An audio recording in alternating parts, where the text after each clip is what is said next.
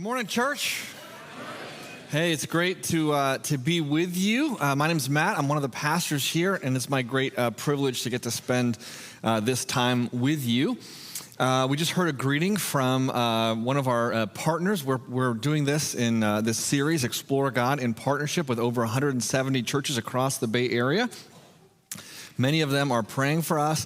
We want to be praying for them, and we're just kind of hearing some of these greetings come in from some of these pastors. So would you open in prayer with me? Lord God, we just thank you. We thank you so much that we're not alone in this pursuit, that we have so many other churches joining with us. We just ask your blessing right now on Three Crosses Church, God, and as they are asking the same questions that we are. Lord, we just pray that you'd make yourself real to us, that we would, as we explore this topic today, that you would lead us in Jesus' name. Amen. Well, we are asking some of the big questions that people in the world are asking, and the theme today is the question, is there a God? Is there a God?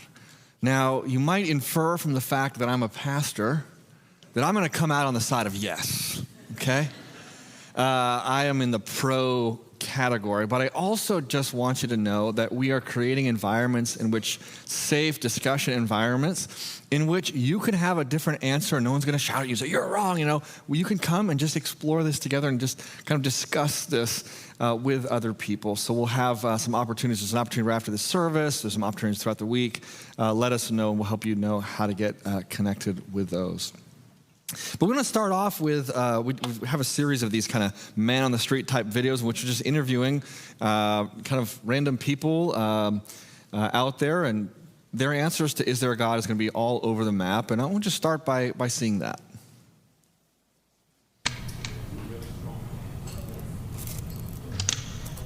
Let me put it this way. I'd like to think that God is real. I don't believe in God because the idea that an omniscient, loving being would judge me, who is mortal and ignorant, based on a few years' experience, I find to be rather a cruel thought. All the power that God has, he, she, it has given to me. So we're definitely one. I hope there's something else out there. It'd be fun to experience either that or we're all just evolved apes.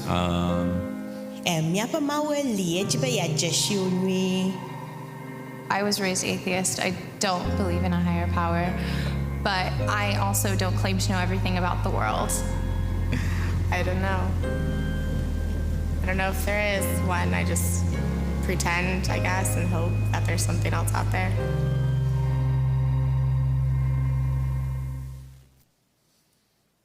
For me, I grew up as a Christian, believing in the existence of God from my earliest days, and also believing that I could have a relationship with God, that I could pray, and that God would hear me. I went through a challenging time when I was a college student that kind of all kind of began with this philosophy class I took on postmodern epistemology, which essentially means someone who once watched the movie The Matrix, okay? It's just like, how can any of us know anything to actually be true? Couldn't it just all be a dream or a figment of our imagination? All these kinds of things. And this is taught by this passionate atheist professor that I really loved and admired. And just kind of over the course of the year flowing out of that class, I began to doubt the existence of God. And I remember standing out in the field looking up at the stars. And all my life before that time, I looked up at the stars and I had perceived the presence and nearness of God. And it was a place where I could go and pray.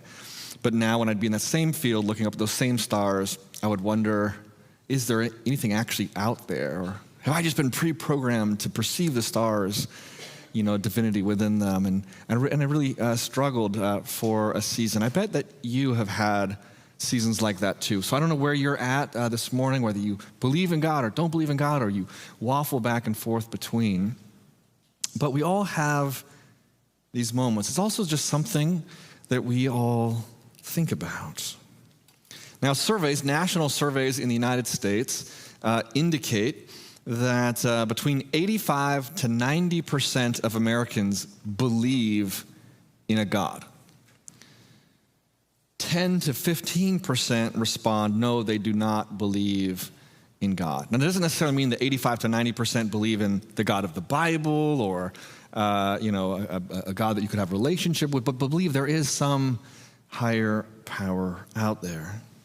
But for some reason, in many public institutions and work environments, even though the overwhelming majority would believe in the existence of God, they can feel shy and embarrassed about their belief in God, fearing that professors or bosses will view it as outdated or old-fashioned.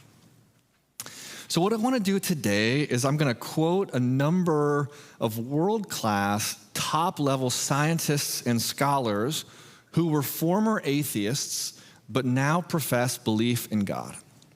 Now, when I quote them, I don't mean to imply that all scientists, all philosophers agree with them. I'm not saying that.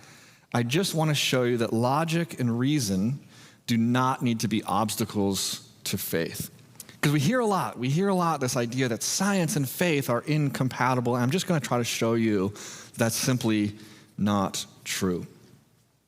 Now, there's dozens of classic arguments for God that have fancy names, like the ontological argument, which means like arguing from being, cosmological, from beginning or from existence, teleological, from design. I'm going to try to simplify that and walk you through some of those. You can find out more. There's a great website I want to commend you if you want to go deeper on this called reasonablefaith.org, reasonablefaith.org. They've got a bunch of great short 7-minute like animated videos that take you through some of this in a really powerful way.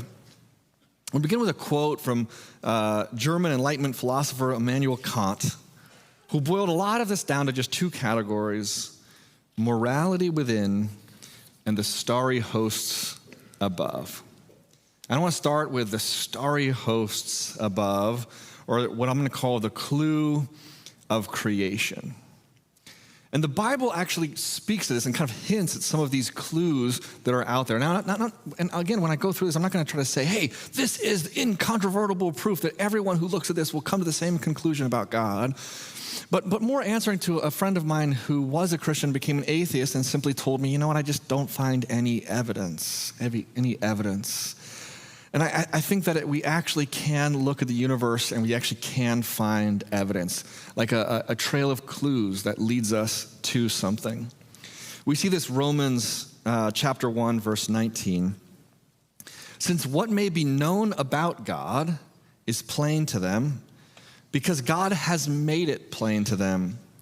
For since the creation of the world, God's invisible qualities, his eternal power and divine nature, have been clearly seen, being understood from what has been made, so that people are without excuse. So the Bible is testifying to a God that's not only real, but knowable, involved in human history, and who's built into the universe clues, not just about his existence, but also about his nature and character. It says the creation reveals the creator.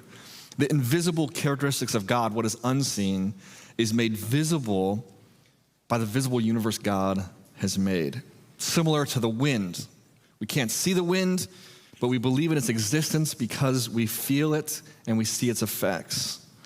And God reveals God's self through what God makes. In particular, the scripture says you can look at the natural world and perceive God's eternal power and divine nature. So I want to break down the overarching theme of evidence of God from creation into three classical arguments. So within the category of the clue of creation, we're going to look at the clue of beginnings, the clue of design, and the clue of beauty. So the first is the clue of beginnings, or the cosmological argument. It goes like this. Everything that we observe in the world has a beginning. Every human, every animal, every plant came from something. Every chicken came from an egg. Every egg came from a chicken, and back and back and back until something. If we just keep asking, well, what began that process? What began that process? Like a kid asking, well, why? Well, why? Well, why? If we just ask the question, well, what before that? What before that? What before that?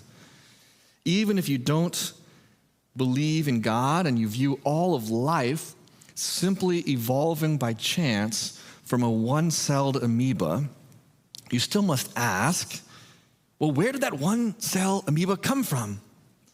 And then you must ask, well, what caused unliving matter to simply become alive?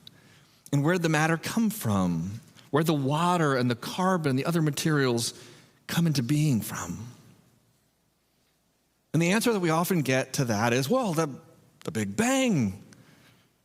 Some point, billions of miles from here and billions of years ago, there was a tiny singularity with an infinite mass and energy that just exploded into everything we see today. A collision of particles, something just began it all. But the question remains, where did that infinite mass and that infinite energy come from? What set that into motion? And truly, science does not pretend to have the ultimate answer to that question. For all of recorded human history, humans have looked at creation and inferred a creator. Because it's difficult to look at all the grandeur and the wonder of the universe and think it came just from nothing and from no one. And all of the modern theories of all of life springing by chance from a single-celled amoeba, and all of the planets in the universe springing from one small finite point of infinite mass, all that those do is they reduce something grand and huge to something a long time ago, far, far away, something very, very tiny. It's a little bit easier for us to conceive of something far away that's so small we cannot see a long time ago popping into existence than something huge and grand and beautiful. But the logical question still remains, but what came before that? Aristotle pointed out ages ago, asking the same question, that the universe must have at its beginning an unmoved mover. The very beginning, something that pushed it all into motion. That's the cosmological argument, the beginning of the universe, the clue of beginnings that we can follow. But let's move past that, past the clue of beginnings, the clue of existence, to the clue of design. What can we learn from the actual design of the universe? This is more of a category of clues. There's infinite clues about God baked into the very fabric of the universe. It's usually called the teleological argument. It looks at the universe and perceives purpose, intent, and design. And this is the category that has led many top-level world-class scientists who started out as atheists to come to believe in God. And I want to share with you some of their reflections on what convinced them.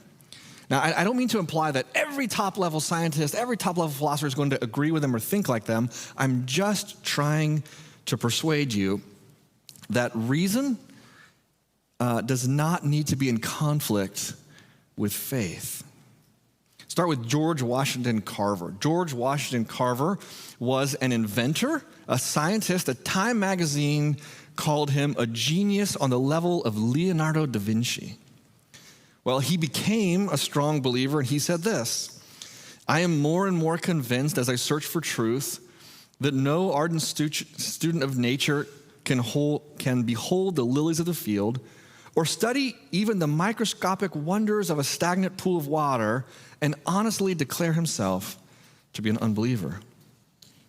Paul Davies, one of the pioneers of quantum physics, also a leading astronomer from Cambridge, became the head of astronomy department at ASU.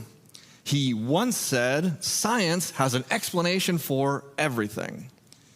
But he now says, the laws of physics seem themselves to be the product of increasingly ingenious design. There is, for me, powerful evidence that there is something going on behind it all. It seems as though somebody has fine-tuned nature's chambers to make the universe. The impression of design is overwhelming. We read there are over 15 constants in physics, and any one of them, if they were any different, the universe itself would not exist. And if the speed of light were off just a tiny bit, there would be no life. If the electromagnetic force were just slightly greater or slightly less, no life. If gravity were a tiny bit stronger or a tiny bit weaker, there'd be no stars, no planets, no life would be possible. He says, imagine a control panel with dials that control the laws of physics. Turns out the dials are all set exactly right for us to exist. Charles Towns is a legend, a professor at Columbia, MIT, UC Berkeley. He invented the microwave. He invented the laser. He won the Nobel Prize for physics. And he says intelligence must have been involved in the laws of the universe. And he became a devout Christian. So each of these scientists has delved deep into the secrets of the universe, and they've perceived there in the secrets of the universe the fingerprints of a genius designer who made things just so. Fine-tuned the laws of physics to make life and existence possible. Let's move beyond physics. Let's look inside our own bodies to the miracle of DNA. DNA is like a software program. I think this particular group is going to resonate with this one. It's like a software program inside our bodies, sitting in the nucleus of every cell. DNA is made up of 4 chemicals abbreviated as letters A, T, G, and C, and they are a code. Like the ones and zeros in a computer code, only these 4 letters are arranged in the human cells in a long string like this. What's amazing is that within every tiny cell in your body, there's a code 3 billion letters long. And the order, the pattern in which they're arranged instructs the cell's actions. It's a code. It's software. Now, I don't read computer code, but I know a lot of you do. And I know that because every year we have an annual survey and we ask people, what different languages can you speak? And a bunch of you smart Alex always say things like C++, Java, Python. I'm like, what is that? We find out it's a computer code. So this church knows a lot about computer code. And sometimes I hear you reflect on computer code that you've seen. I hear you say things like, I admire the elegance of that code. I admire its simplicity or its efficiency. Some of you, have the ability to look at a bunch of ones and zeros and perceive a personality behind it all, something that I couldn't do, but you can look at it and you can see something behind it. You can see in the code the personality of the coder. Well, scientists have delved deep inside the smallest particles of our bodies, deep down at the cellular level, and they have found an intricate, elegant code. In 2004, the Associated Press ran this headline: famous atheist now believes in God. One of the world's leading atheists now believes in God based on scientific evidence. It's talking about Antony Flew, who for years was the leading atheist writer and debater in the world. He's an Oxford professor. I don't know. Okay, let's go on to the quote. We don't have the picture. He says this, we must follow the evidence. Oh, there's the picture. That's what I'm going to say. How'd you like to be in a debate with that guy? He says, we must follow the evidence wherever it leads, even if this means that there is no God. Then after 5 decades of defending atheism, he switched sides. Why? Well, he said, when I finally came to recognize the existence of God, it was not a paradigm shift because my paradigm remains. As Plato wrote, we must follow the argument wherever it leads. So where did the evidence lead him? What changed his mind? This is what he writes. How can a universe of mindless matter produce beings with code? Here we are dealing with an entirely different category of problem. These genetic instructions, they have specific meaning, effective only in an environment capable of interpreting the code. The only satisfying explanation is an infinitely intelligent mind. That long before humans could read or write, there was this infinitely long, infinitely intricate and beautiful code written into every cell of every living thing. An infinitely intelligent mind. It's like this. Say you walk up on the beach and you see written in the sand 3 letters. Well, 2 letters and a symbol. It says, I heart you. Would you look at that and think, wow, it's amazing the way the waves moved that rock in just such a way to create these symbols. And think if the rock had moved it in a different way, you love I mean, it just wouldn't make sense. But it's written in just such a way, and you would look at that and you would say, you know what? I think somebody wrote that. And I think they wrote it to somebody else as a message. You would see design. Now, what if instead of 3 letters, it was these 4 letters put into a sequence 3 billion items long? And that it has to be a certain pattern, 3 billion letters long to make any sense. I think probably you would say for sure, it wasn't the rock being moved by the waves. It's a clue of design. Then there's the human mind. Rosalind Picard is the founder of Effective Computer Research Group at MIT. It's one of the world's, she's one of the world's leading experts on artificial intelligence and specifically wearable AI tech. She says, I grew up believing that people who were religious had thrown their brains out the window. Now she's a Christian. What changed her mind? Well, it started when she met a Christian couple who seemed like they're actually intelligent people, and that confused her. She decided to pick up a Bible, and she read it, and she was surprised by what she found. I started to realize there's actually a lot of wisdom and intelligence in the Bible. So she says, I decided to run it as a scientific experience. If it's really stupid, it won't make any difference, and it really doesn't matter. And if it makes a difference, wouldn't it be better to have the mind of the whole universe who knows everything as Lord of my life? And so she ran that experiment, and based on what she found, she became a Christian. And her continued work on AI has only served to increase her awe of God. She writes, the more I learn about how the human mind works, I'm just in awe. I'm in awe of how fearfully and wonderfully we are made. It inspires me. The complexity of life shows the mark of intervention. And a much greater mind, a much greater scientist, a much greater engineer behind whom we are. She followed the clue of design. So far we have looked at 2 arguments from the universe, from creation, the clue of beginnings, the clue of design. I'm going to pivot now to a 3rd category, the clue of beauty. This is the aesthetic argument.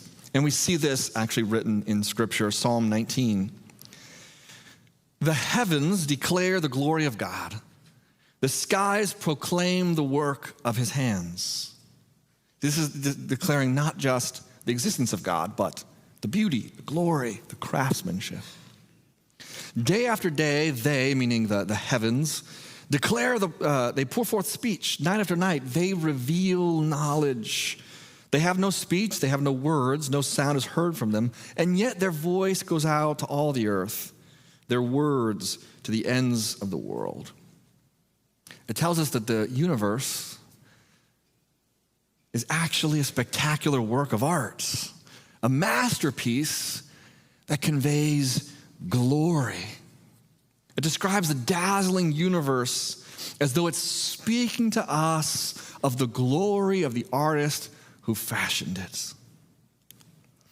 Have you ever had an experience, maybe in nature, in which you look around and something is so profoundly beautiful, it just kind of takes your breath away, and you're like, but it's not just, oh, that's pretty. It's like, wow. It strikes you like, it feels like there's meaning to this. It feels like it's so beautiful, it's so spectacular, it takes my breath away. It feels like there's meaning here. I'll share with you just a few experiences. My wife and I on our honeymoon, we went up to Banff National Park in Canada. We went to Lake Louise, and we rented a canoe, and we went out there on that incredible lake with the Rocky Mountains and the glacier melting into this aqua blue water. And what I noticed is that everyone who was there was whispering. Right? Where do you ever go with public tourists and everyone's quiet? Because we were just sort of hushed in awe of the majesty of the artwork around us. Second experience, we were in Kauai, and we actually went in one of the helicopters that went into the volcano. If you ever have an opportunity, it's unbelievable. Not an active volcano, as you can see. I wouldn't do that one, okay? But we went into this volcano, and just like there's this drop, thousands of feet, and there's just waterfalls all around. And as we're sitting in this helicopter, I'm just having this like spiritual experience. Like I was like, oh my gosh, God, look what you made. This is amazing. Now, this helicopter ride was a much less spiritual experience for Joy. I know she's telling our kids because she got motion sick, and so she spent the whole ride with her head between her knees. And I'm like, you're gonna see this. It's unbelievable. But I just felt like, man, God must live here. One time our family was camping up in the Sierras at June Lake, and it was a clear night. And it was just this incredible view of the Milky Way, like I hadn't seen in like a decade. And I remember waking up my kids and get them to, they were much younger than them, get them to, hey, look. And one of them was like, what's that? Those are the stars. And all my life, when I look at the stars, I think, wow, there he is. There he is. In May, we went on a hike over by Maury Point. Anybody ever been to Maury Point? And we timed it right just for the wildflowers were there. And this is the one picture that I actually took. The other ones I took from the internet. But this one I took, and there was just the wildflowers were in bloom, and the sun was setting, and the waves were crashing. And once again, it's like, wow, look what he made. Look what he made. In each of these moments, there's just this hush that falls over me. And I grow very still, but very alive at the same time. I know I'm in the presence of greatness, of profound beauty and artistry, of incredible meaning. And for me, I can't help but see the artwork or see the artist behind the artwork. I can't read code, but apparently I read flower. I read sunset. And I can see a master behind the masterpiece. You've probably felt this too, but you're not alone in thinking this. Albert Einstein agrees with you. So tell your neighbor, Albert Einstein agrees with me. This might be your last opportunity to say such a thing. So you're not going to say it? Okay, there you go. Here's what he says. Everyone who is seriously involved in the pursuit of science becomes convinced that a spirit is manifest in the laws of the universe, a spirit vastly superior to that of man. We see the universe marvelously arranged. His words, not mine. The fanatical atheists are like slaves who, in their grudge against traditional religion, cannot hear the music of the spheres. The music of the spheres. Albert Einstein, when he looked at the universe, he perceived a divine and beautiful music at the heart of the universe, sung by a vastly superior spirit.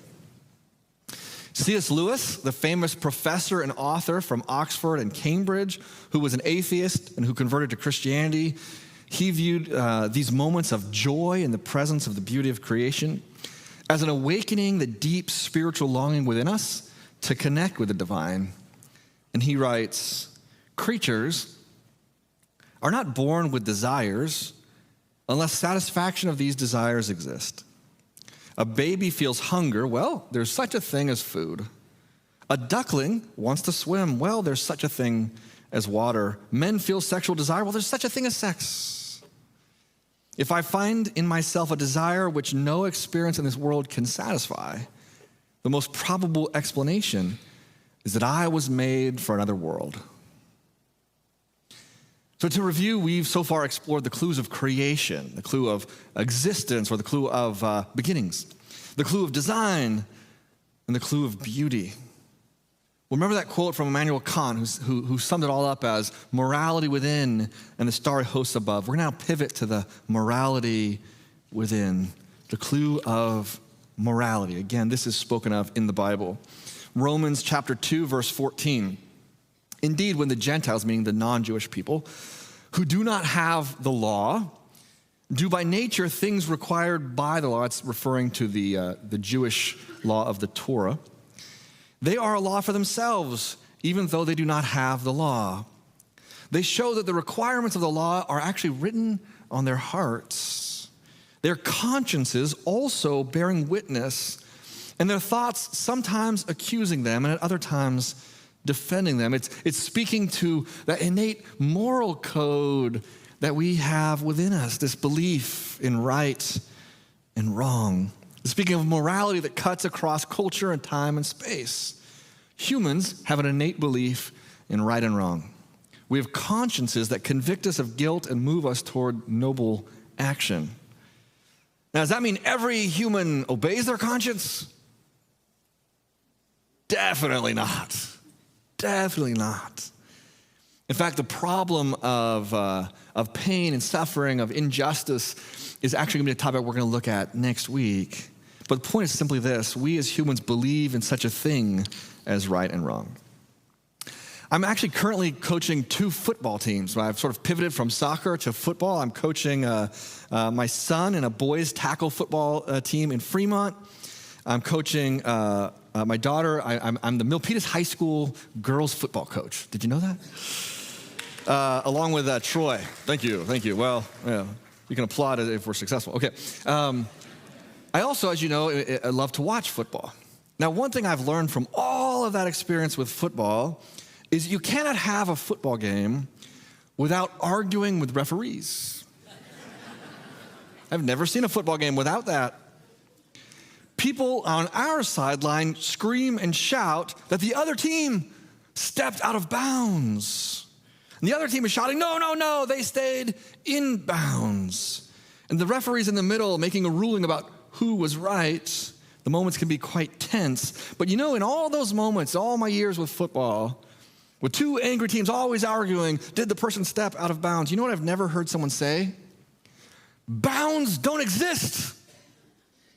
We don't believe in lines. I've never heard anyone argue for an infinite football field. They both sides agree that players cannot run wherever they want. They must stay inside the white lines on the ground. They all agree that there's a rule book which governs the game, and all their arguments, the rules, to the referee are based on the rule book. No one's saying they don't believe in rules. Same true with baseball, right? People argue, was the pitch a ball or a strike? But nobody refutes the whole concept of balls and strikes. The game assumes and relies on a commonly held rule book. Can you imagine playing a sports game where, let's just play this game with no rules? You ever see that? Kids do that sometimes on the street. Does it end well? There'd be no game. But what about life? What about morality? We find that humans have a deeply held belief in right and wrong which transcends laws. Let's just suppose you were to be brave and you're going to ride BART into San Francisco. And then on your way, you stop at a stop, and an elderly lady walks toward an empty seat, and she's about to sit down. But all of a sudden, right before she sits down, a young man sprints onto the train, sees the last empty seat, he sees the old lady about to sit down, and he dives for the seat, and he gets there just before her. What might be said? We might hear people say things like, hey, that's not fair. She was there first. What does fair mean? Like, where does this universal sense of fairness come from? Like, why do we assume that just because she's approaching the seat first, that she should have it? Why do we assume that the able-bodied young person should defer to the older? It's not because of the rules of BART. First come, first serve. He got there first, technically, right? He won the race. It can't be explained. Sometimes, evolutionary theorists will try to explain everything in terms of survivability, but it can't be explained by evolutionary terms such as survival of the fittest, because isn't the young man, clearly, the young man who can sprint and dive in there, isn't he the fittest? And it's not herd instincts, because he's also part of the herd. Furthermore, the morality common to us all tends to praise people who go against evolutionary self-interest. Why do we praise Oskar Schindler, who risked his own survival in World War II to go against his own herd to save Jewish people from the Nazis? Why do we praise Mother Teresa, who spent her life caring for the sick and dying poor, as in literally giving her attention to the most unfit? Innate moral law cuts across borders and cultures. There's some fine points of difference of how it's expressed in different cultures, but far more is assumed by the human race about what's fair than what divides us.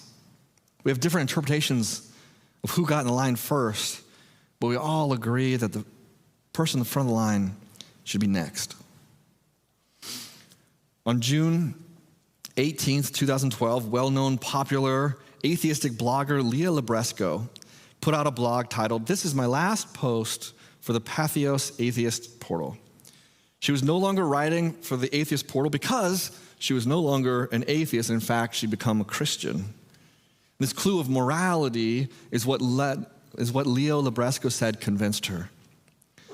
She says, "My conversion to theism was similar to any scientific theory in that it had more explanatory power. Where does morality come from? I've heard some explanations that try to bake morality into the natural world by reaching for evolutionary psychology, but these explanations do not work for me. I'm really sure that morality is objective, human independent, something we uncover like archaeologists, not something we build like architects." That's from the clue of morality. Ready for another one? You guys still with me? All right. This one, the clue of health. Here's a surprise one for you. Psalm 103, "Praise the Lord, O my soul, and forget not all his benefits." Researchers at the Mayo Clinic have concluded most studies have shown that religious involvement and spirituality are associated with better health outcomes, including greater longevity, coping skills, and health-related quality of life, even during terminal illnesses, with less anxiety, less depression, less suicide. Several studies have shown that addressing the spiritual needs of the patient may enhance recovery from illness. Researchers from Ohio State University conducted 2 surveys studying more than 1,500 newspaper obituaries, first from Ohio, then all the United States. And in both samples, the studies showed this, that those with documented religious affiliations lived an average of 9.45, and the second study, 5.64 years longer than those who did not. People who go to church, believe in God, live a lot longer. And the scientists want to know, how can that be? That's a huge, huge difference. I mean, if suddenly there was a pharmaceutical company that said, we've invented a pill, and it will help you live 5 to 9 years longer, how long do you think the line would be at Walgreens? Like pretty long, I think. Just for some comparison, light smoking is estimated to shave 5 years off your life. Moderate smoking, which is up to 20 cigarettes a day for the rest of your life, up to 20 cigarettes a day for the rest of your life, shaves off 9 years. Drinking up to 25 beers a week for the rest of your life would reduce your life by 2 years. Think of the massive health initiatives to warn people the dangerous effects of alcohol and tobacco use. I think it's time for a massive government-funded campaign to get everyone to go back to church. It's just to live longer, that's all. Believing in God and going to church apparently is at that level of extending your life, like giving up smoking. And researchers have struggled to explain where does this all come from. Mostly they take the angle of thinking, well, maybe church attendance and belief in God will adjust some other life behaviors that then kind of have an indirect effect. So they try to control for things like behavior changes, like maybe churchgoers drink and smoke less. Maybe they eat healthier, but have you ever been to a church potluck? The salad is not the first thing to go. Well, they say, well, religious people are more likely to be married and to stay married, and we know that increases health, some posit. They say, well, churchgoers tend to be less lonely. That increases health. Belief in God and church attendance, maybe that makes people make wiser health decisions. Maybe it helps them preserve their marriage. Maybe it helps them make friends. Those are all still good things. But they can't explain it all. So then they turn to examining practices of prayer, and they postulate that might relieve stress, like meditation. And that's probably true also. Some theories are that religion may lead to more moral decisions, which lead to greater mental health outcome. There must be an explanation of why churchgoers are happier, healthier, and live longer than the general population. But might it also be real? Might all these positive outcomes add up to an encounter with the God of the universe? Reverend Kevin Manoia, who's a PhD, a graduate faculty chaplain at APU, writes this. I've noticed an increase in the acknowledgement of the role of spirituality in the health sciences, and I think that's a positive and important trajectory. The field of healthcare sees a growing need to treat people holistically, paying attention to the whole being, body, mind, and soul. The Ohio State study measures the tangible practice of going to church and correlates that to mortality. I would take that to a deeper level and say that a spiritually healthy participation in a local church means that I become permeable and vulnerable to others. I enter into a relationship of mutuality with others, and that mentality reminds me that I am not alone, and it reminds me of my place in God's story. And getting at the issue, I think it's not merely activities that cause longevity of life. Activities are the outcome of healthy spirituality in relationship to God. So what causes those outcomes? It is the deep peace or the shalom of God.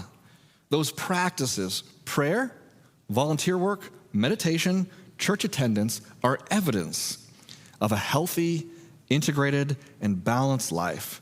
That's the way God intended for us to live. The clue of health. I want to just offer one final clue, which is going to come from a different angle, and it's this, the clue of Jesus. We see this in Scripture in John 1:14. The Word became flesh and made his dwelling among us, meaning this pre-existent mind and heart of God took on human flesh and made his dwelling among us. And we have seen his glory, the glory of the one and only Son who came from the Father, full of grace and truth. For me, this is actually the one that's played the biggest role in my own life in faith.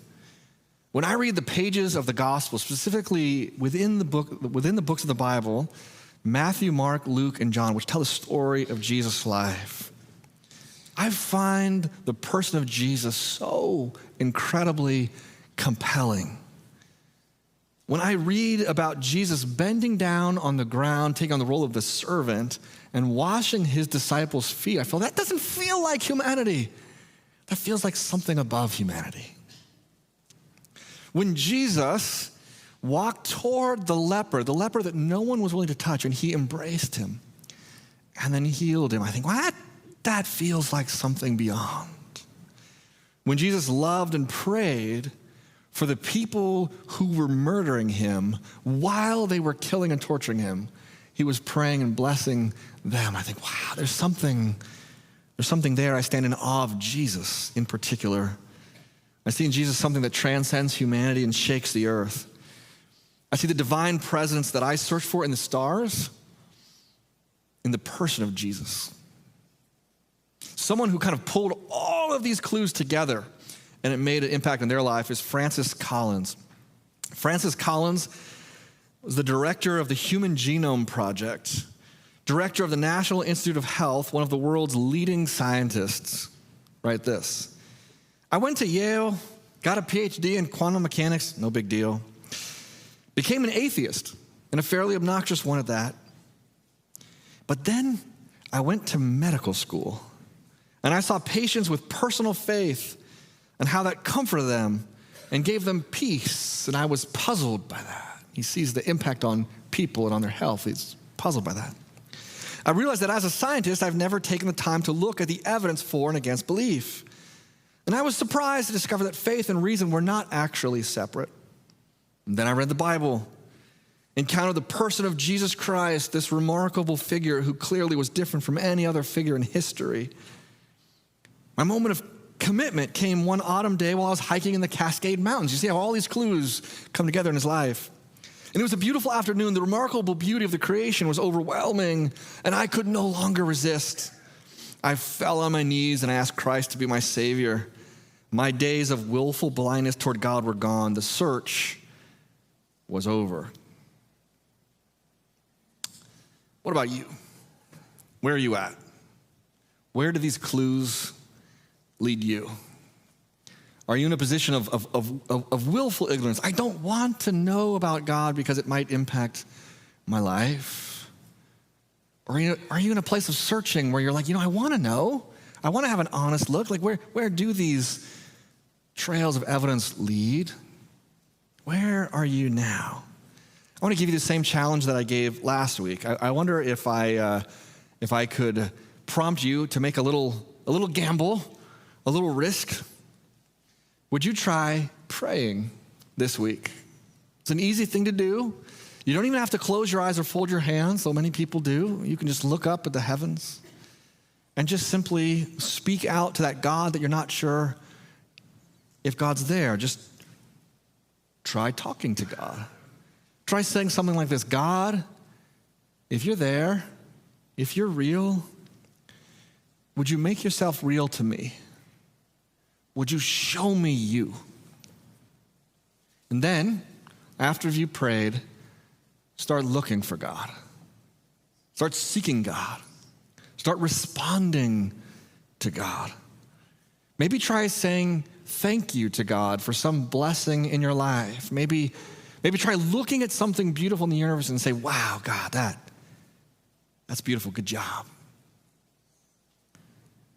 Try lifting up your deepest pain, your deepest longing to God, the stress, the pressure that feels like it's crushing you. Try speaking it up to the heavens. God, here's this thing that's hard for me to carry. Would you help me with this? And just see what happens. Just see what happens. If you try it and it doesn't work for you, you lose nothing.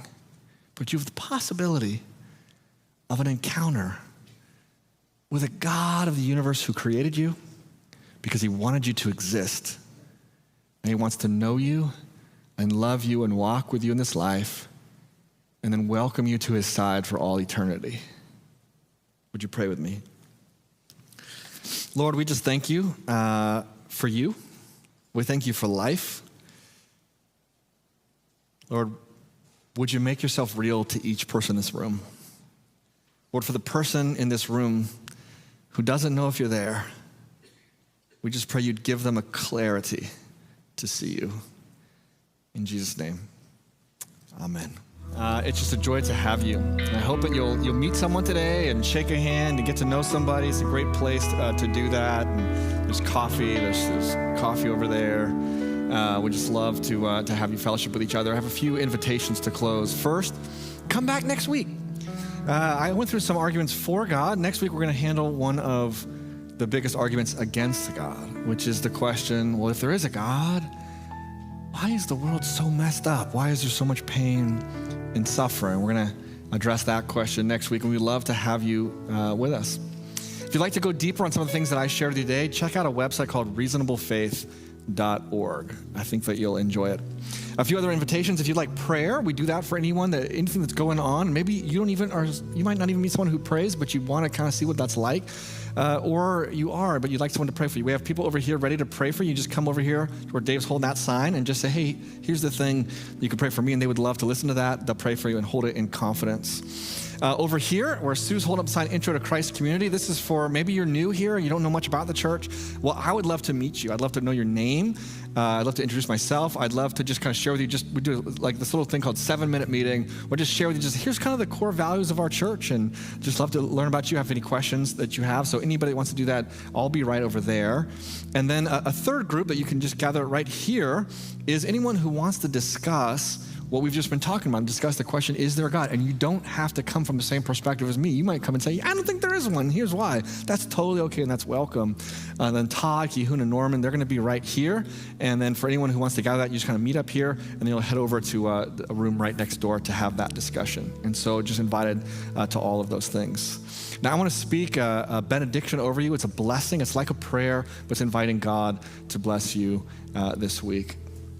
And now, may the God of the universe, the God who created the infinite mass and the infinite power and spoke it and sent it all to being, the God who created the DNA in your very cells, the God who gave you that conscience within you, the God who has revealed himself to you through the artwork of sunsets and lakes and mountain rivers, may that God make himself known to you. When you pray, may you know that he hears you. When you cry to him, may you know that he cares. May you know that God of the universe. Amen.